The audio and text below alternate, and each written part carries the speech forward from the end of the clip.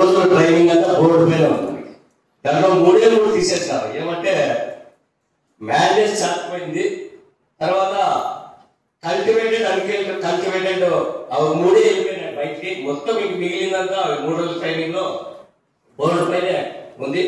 కానీ ట్రైనింగ్ లో good drive livelihoods, rural livelihoods ఎట్లా ఎంపిక చేయాలా, ఈ విషయాల మీద సార్ గారు పార్టిసిపేటరీ అప్రోచ్ లోన మన మెథడాలజీ ఎట్లా చేయాలనే విషయాలు చాలా క్షుణ్ణంగా మనకు అర్థమయ్యే రీతిలో హిందీలో చెప్పినా కానీ ప్రియాంక మేడం గారు, శివశంకర్ గారు, రకరకాల తర్వాత సార్ రమేష్ సార్ గారు అప్పటికప్పుడు తెలుగులో ట్రాన్స్లేట్ చేస్తూ మనకందరికీ అర్థమయ్యే విధంగా తెలియజేస్తారు.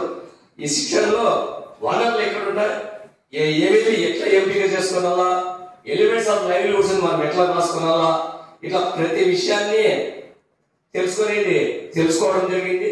వీటిని మనం చేయబోయే లైవ్లీహుడ్స్ లోన ఏదైనా లైవ్లీహుడ్స్ ఎంపిక చేసినప్పుడు క్షుణ్ణంగా పరిశీలించి అక్కడ ఉండే గ్రూప్స్ దగ్గర మాట్లాడడానికి కూడా నాకు కూడా బాగా ఉపయోగపడుతుందని అనుకుంటున్నాను.